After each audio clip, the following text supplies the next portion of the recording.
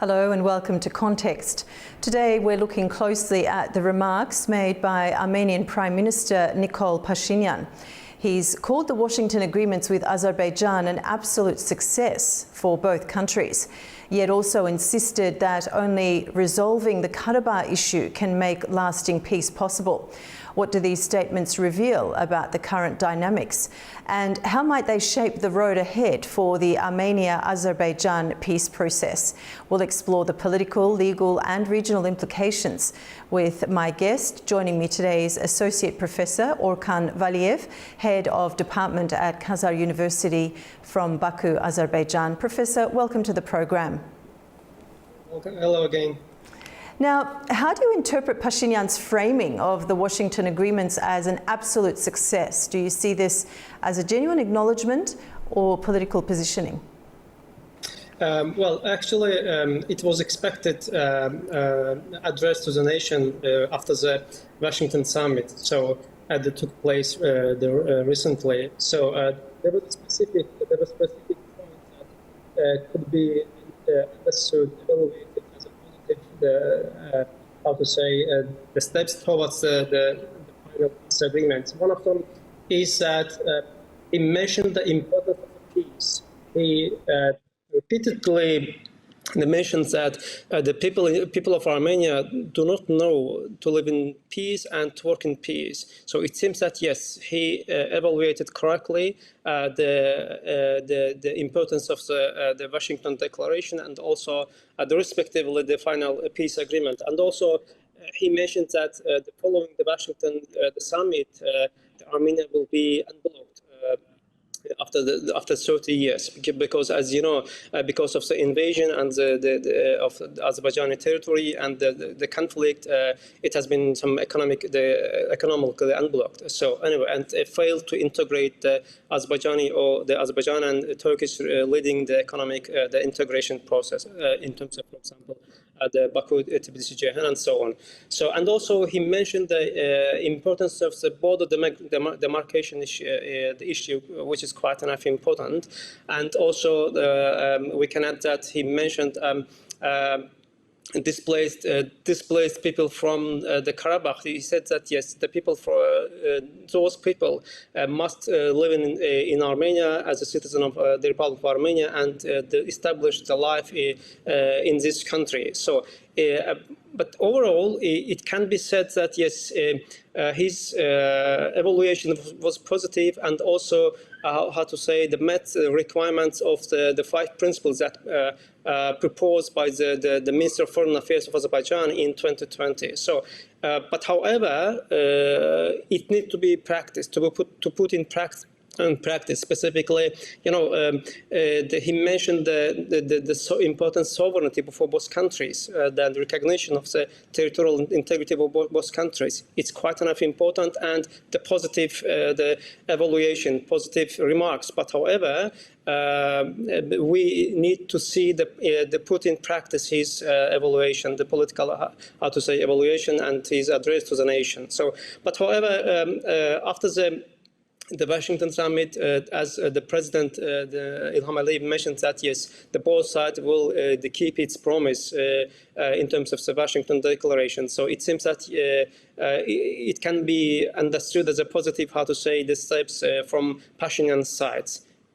And also, Professor, from when you look at from the perspective of a government head, or you know, the country's prime minister, to say something like the country's never known peace to a full extent, it's almost as though he was trying to motivate the Armenian public as well. Would you agree? And to try and convince them and sell the idea that he did the right thing in Washington.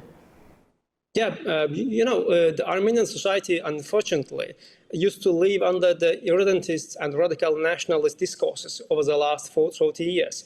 So that's why maybe he needs to motivate his society, his people, that, as he mentioned in his address to the nation, that repeatedly that yes, we don't know to live in peace, we don't know to work in peace. So of course he needs to motivate his society, and also he needs to break the traces of the radical and irredentist nationalism that won't be able to bring any the prosperity and any progress to the future of the Republic of Armenia and the Armenian people as well. So, of course, he needs to, and also he's right after this Washington summit, while giving the interview to the Fox News, he mentions that yes, the economic cooperation will bring the prosperity for Azerbaijan, for Armenia, for Georgia, and also maybe Russia and Iran. So he understood correctly the prosperity of the process, but now it's time to motivate his society to keep its maybe the position in the government, in the office. So, but however, yes, he needs, and also the main the challenge from his side to break the irredentism and radical nationalism that won't be able to bring any prosperity, not just to Armenia, to the region as well. And in your view, what concrete gains did Azerbaijan secure in Washington? For Azerbaijan, of course, the first, success is that thanks to Azerbaijan's the positive and constructive the terminology in terms of the diplomacy, they brought both countries' leaders to the Washington. This is a main, the success right after the bilateral the meeting between the two countries' leaders. But the signing the document that started, promoted the jurisdiction process, which is quite enough important. Azerbaijan has been insistently stressing its importance that it has to be mentioned in a certain document that would be consider the jurisdiction process, because in recognition of territorial integrity, remove the certain requirements against Azerbaijani territorial integrity. So, but however, yes, the signing of the declaration and also Pashinyan's the recently address to the nation can be understood as a positive steps in terms of even Azerbaijan's. But as I mentioned before, it needs to be put in practice as well. Okay. And how does this evaluation by Pashinyan fit into his political survival at home, given the opposition's criticism of his concessions? So not just talking about society, but the opposition. We know he has very strong criticism there. You know, I think if he could use the right the methods, he will be able to keep its position in the office, even the pressure from the opposite side, because he was in Washington, and Trump, as President Aliyev mentioned, that Trump's mediation process is different. It brought a certain the peace and prosperity in terms of economic integration to the region. You know. As the president, as Pashinyan, the Prime Minister Pashinyan mentioned that Armenia used to live under the blockade over the last 30 years, economically, politically, culturally. So that's why it could have some many the prices in terms of the demography, in terms of economy, politics, and so on. So if he could have used the right methods, right votes, the pressure from the opposite side won't have any the certain impacts on his the position in the office. And by tying peace to the resolution of Karabakh, is he reasserting old positions or leaving space for compromise? Yeah, it's as I mentioned. You know, his the address consisted of the positive and constructive, consisted of the constructive terminology that we can welcome it. But however, it needs to put in practice urgently because we have the Washington Declaration, which is quite the huge step towards a peace. But however, needs to practice urgently because 2025 has a potential to be the year of the conflict resolution, and the Armenian-Azerbaijan issue, could have seen the main nominee in terms of this the issue. By the way, I forgot to mention from his from Pashinyan's the address. He mentioned in terms of the Karabakh issue. You know, There were some people, specifically inside Armenia, that insisted the former status of Karabakh. But however, right after the war and also anti-terror operation in 2023, Azerbaijan solved this issue, and it has become the internal issue of Azerbaijan. So he mentioned yesterday's speech, which is could have been considered as the positive step towards the lasting peace in the region. Overall, practically, it seems that he understood the importance of peace, and if he could have achieved, it could be his revolutionary the success for his the political career and his situation in the office as well. Okay, and when Pashinyan ties peace directly to Karabakh, what message does this send to Baku? Actually, the message has been discussed. I think has been discussed in Abu Dhabi and in Washington as well. But now I think just from Pashinyan's side, there are two issues. That first one has been done yesterday's address to the nation. Practically. But the second, the jurisdiction issue that they need to make change, or I don't know how they could have done it, the requirements against Azerbaijani territorial integrity. So I think this message has been discussed and has been solved in Abu Dhabi and Washington, actually. But now it's time to the practice, to put in practice and to be prepared for the signing of the final the peace document that will bring, prosperity for the region, entire region. And Professor, how might these statements affect ongoing dialogue and implementation of previously signed agreements? I think, as I mentioned before, it's positive. His address, his evaluation, his remarks, expected one, because after the Washington the summit, that he did it. It's positive. We have the positive elements in terms of the peace process. Started bilateral meetings in Abu Dhabi, continued in Washington summit, and signed the declaration, and also declared the 17 articles, initialed the peace agreement document. So, and this is also the positive, the huge positive. The Armenian society used to live in the blockade, and also under the radical nationalism over the last 30 years.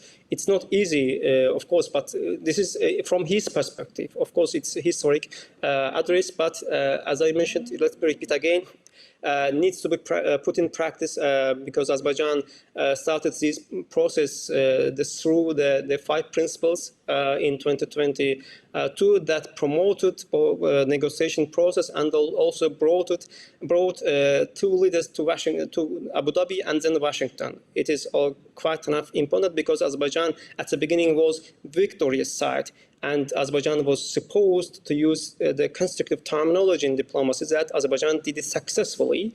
So now it's time for Pashinyan that he's supposed to, first of all, convince his society, motivate his society, and also make some respective change that will bring us to the final peace, to the end of the tunnel, then we will be able to find the light. So we know he's, as you mentioned earlier in the piece, he does have criticism and backlash from the opposition domestically and also from the church. But is Pashinyan under pressure from international actors to present progress more positively than it might actually be? There was, in terms of the Armenian side, Pashinyan, there was 2 challenges. As you mentioned, the opposition sides internally and also the Armenian diaspora from outside. But however, the global trend has changed, as I mentioned, the 2025 has a potential to be year of the conflict resolution that started under the leadership of Donald Trump, that has been mentioned by the president of Azerbaijan in Washington. So I don't think that they could have changed the situation against the process. I mean, internally, the oppositions in Armenia, and also, let's say, out of the country, the Armenian diaspora, they will have to be integrated to the process because as President Aliyev mentioned that, yes, under the Trump's leadership, we are here just to solve the historic the conflict started over 35 years ago, and also has some historical the background as well. So I don't think that, I think that in Switzerland that they will have to be integrated to the process. But just Nikol Pashinyan, Prime Minister Pashinyan, is supposed to put in practice. Of course, it won't be easy, but it needs to be done. And do you think his framing strengthens or weakens Armenia's negotiating hand moving forward? He mentioned that he will strengthen the Armenian side in his address to the nation. So I don't think that it will strengthen both sides. The process. Now Armenia is weak under this uncertain situation under the blockade, economically, politically, culturally, and so on. But however, the process, of course, it won't be easy. But if we will see the light at the end of the tunnel, it will bring the concrete, the prosperity to the Armenian society as well. And strengthen Armenian society, the politically, culturally, economically. State. And looking ahead, what legal or diplomatic pathways remain for Azerbaijan to ensure the peace process stays on track? Actually, Azerbaijan, in terms of both sides, did the issues successfully. Azerbaijan started and promoted this process, this process actually has been started by the Azerbaijan initiative. And they continued the Azerbaijan's initiative as well. The concrete points, for example, let me repeat again, the 5 principles of